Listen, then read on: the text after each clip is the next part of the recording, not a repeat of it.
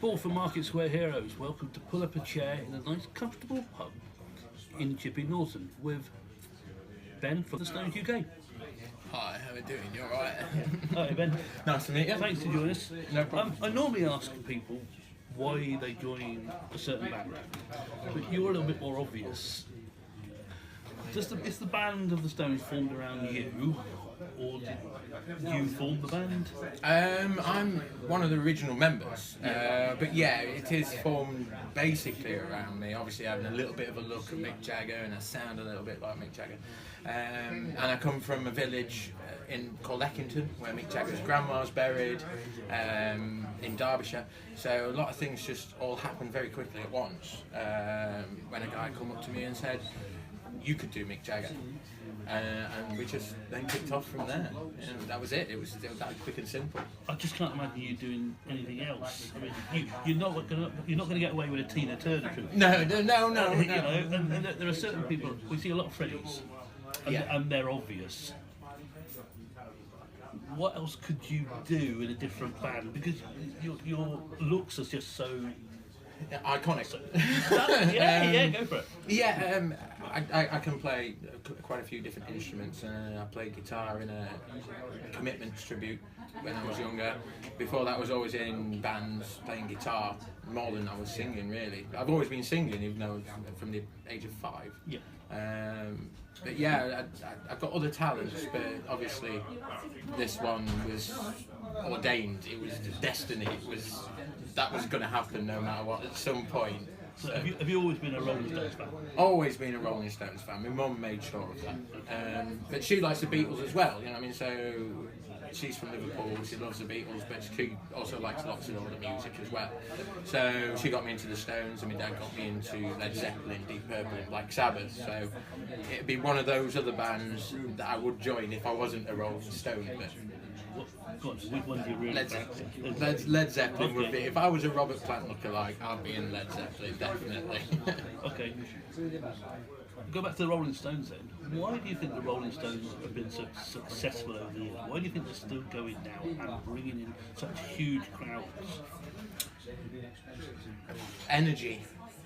Even though there are Mick's 75, he's still got energy, he's still got passion. The whole band's still got passion for music, and it was passion for music that started off in the beginning. You know, I mean, Mick and Keith meeting with Chuck Berry Records in Dartford train station.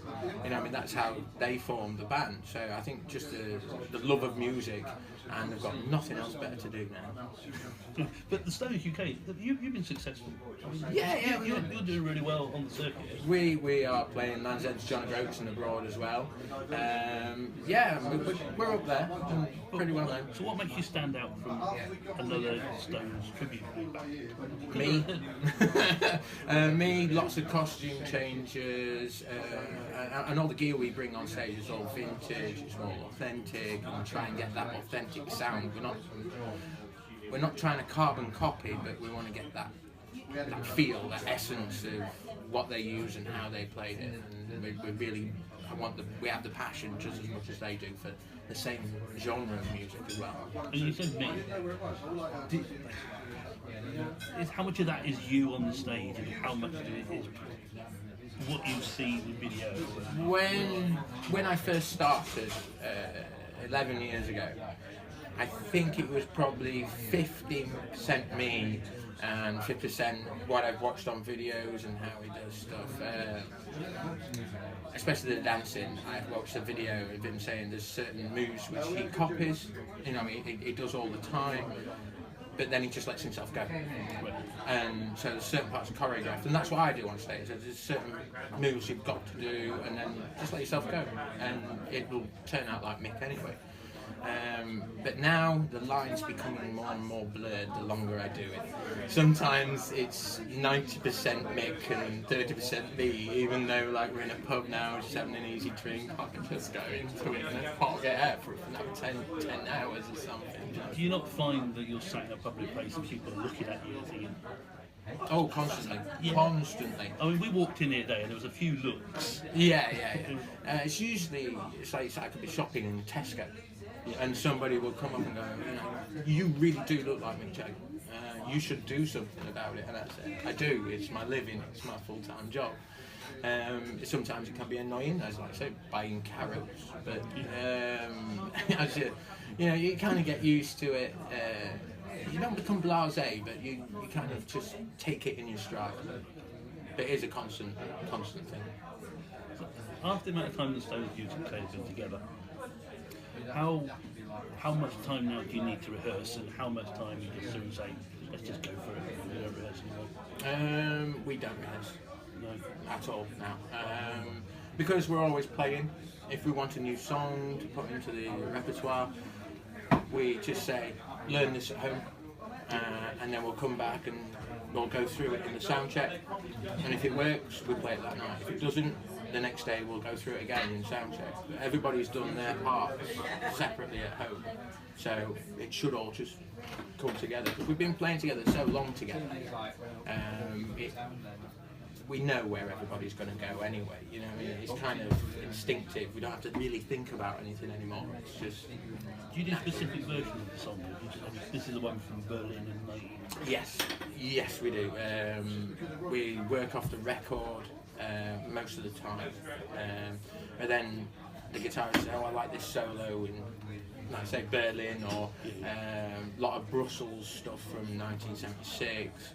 And he'll go, I want to do that Mick Taylor solo, so he'll do the Mick Taylor solo, because we do the Mick Taylor in the middle of the show. So he'll play the solos like Mick Taylor, and then he'll play the solos like Brian Jones in the beginning, and he'll play the solos that Ronnie Wood does, like Ronnie Wood would do in a live show, not just down to the record. Depends which one's more lively, which one's sexier. So what makes a good encore? What do people want to hear?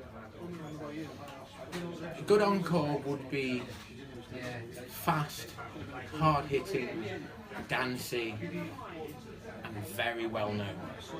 So they know the chorus, like they don't even have to think about it. They'll just join it, and they know the certain moves and stuff. So it's more familiarity, but it's got to be pumping. It's got to be going. You put on a superb show. People keep coming back. What is it? Did you redevelop the show, or do you go out with the same things? We changed the show. Okay. At the moment, we're doing, I say, more of a chronological, going through the time. But then, even then, we'll change the songs. So we're not doing the same set list every time. There'll be different videos in the background, different questions on the walk-in, different music on the walk-in. So we kind of, for us and for the customers and the listeners, they get a change. If they see us again, it won't be the same. And change the pattern, the banter, and everything. So it keeps it fresh for us. So we don't get bored with it as well. 10 years is a long time to be doing Jumping Jack Flash. If you go on the internet, people have got only good things to say about you. You come out, you interact. Is the audience important?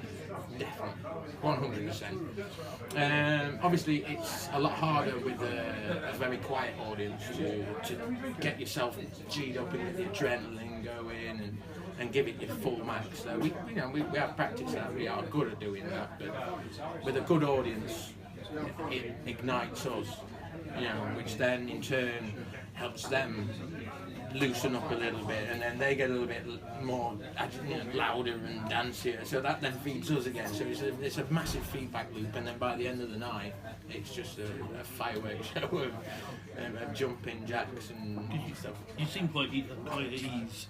I mean, just say you're talking to me. That connection seems to work. Yeah. You've got to connect with the audience as well. You've got to make them feel that they're special, because they're not just anybody. They love the Rolling Stones, and we want to make sure that they go home thinking they've had an amazing night. They want to come back and see us again, and every smile I see on their face makes me smile even harder on mine. So it's that kind of that buzz of going out after the show and people saying thank you very much, great show. It just feeds my ego. It feeds my well-being as well as my sanity. Do you get the annoying the annoying person that thinks that you are Mick Jagger and doesn't take no for an answer? There was one Okay. once, but he was very drunk. Oh, right, okay. And we played in a nightclub, and everybody told him that I really was Mick Jagger, and he believed it. And I had him going for a long time, but I had to tell him in the end. You know, I'm just a pretender. You know, I mean, I'm not really Mick. But I wish I was. You know what I mean? That would be fun. It would be fun just to live one day as Mick Jagger. You know, that'd be nice. Okay, let's skip forward to next year. Rock the Park, Wrexham. You're playing on the bill. Are you really looking forward to that? Of course. Festivals are great. I love festivals. Festivals are where you can just really rock it out, you know what I mean? And people don't have any expectations. They know what they're going to get. We're going to deliver exactly what they think they're going to get and a little bit more. And they're just going to, yes. You know what I mean? This year was 15,000 tickets sold. So if we say next year's the same, even more, is that the biggest festival you played? At the moment, 17,000 is the most. That was Matthew Street Festival in Liverpool. It's great though, because you don't really see an individual. I do like the smaller shows as well, but when you see a mass of people jumping and clapping, it's better than any drug that any Rolling Stone had ever taken in their life. So yeah, I'm so looking forward to it. 15,000. So Sam, 17,000 tickets to beat this year. That's what we need to get. This has been Paul from Market Square Heroes with Ben from the Rolling Stones. It's been an absolute pleasure. It's been a pleasure. Thank you. Thanks very much. See you on the road. Okay.